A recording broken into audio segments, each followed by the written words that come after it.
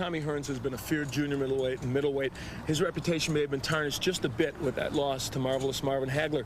Did it change your perception or your view of Hearns when he lost that fight? No, because I still look at Hearns as being the same fighter. He's a swell puncher and a swell boxer, and I believe he's a true champion. But I also believe myself that I'm a true champion. I've been a champion now for some time, and I will not nothing stand in my way of getting what I want tomorrow. Tommy, obviously you're coming off the Hagler fight.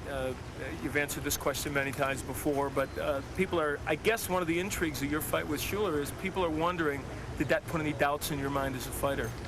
No, it didn't put any doubts in my mind. What it did was made me that more eager to get back in there and to work hard to come back and regain another chance to fight for the middleweight title again. Ladies and gentlemen, representing the North American Boxing Federation at ringside, the president of that organization and a member of the Nevada State Athletic Commission, Mr. Sammy Macias. Your referee is Richard Steele. Introducing, in the blue corner, the challenger, fighting out of Detroit, Michigan, weighing in at 160 pounds. His professional record consists of 40 wins, 2 defeats, with 34 KOs. He is the WBA Super Welterweight Champion of the World, Thomas the Hitman Hearns.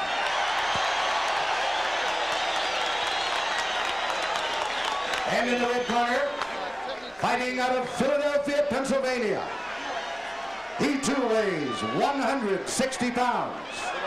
He is undefeated in his professional career with 22 wins, 16 KOs.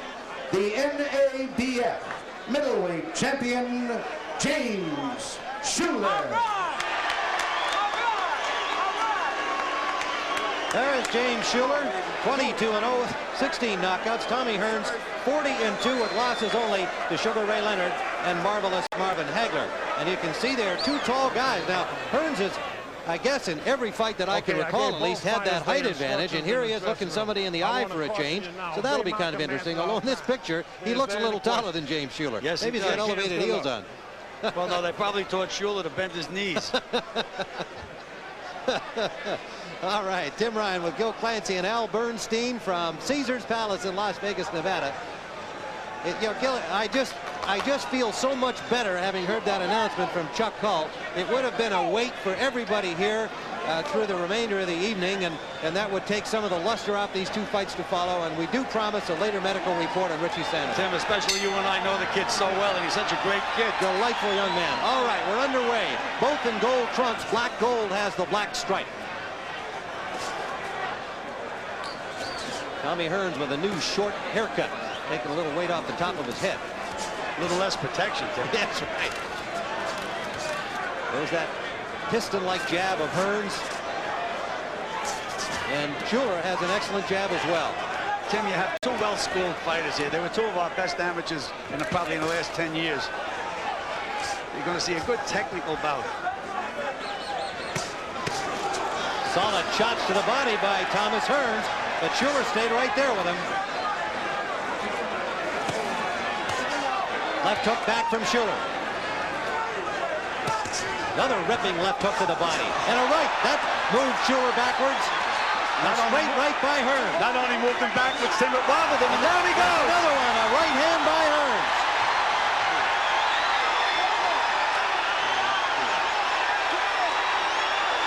He will not get up. Well, now we know that Tommy Hearns can hit middleweights and knock them out. And boy, did he knock them out. Tommy Hearns in the first round.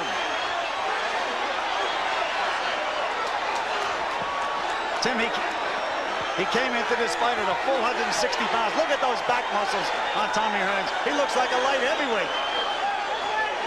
Thomas Hearns at 113 of the first round with a knockout of James Black Gold Shuler.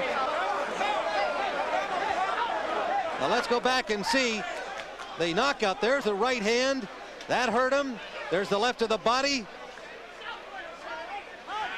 He was already wobbling, as you pointed out, Gil. And there's that overhand right.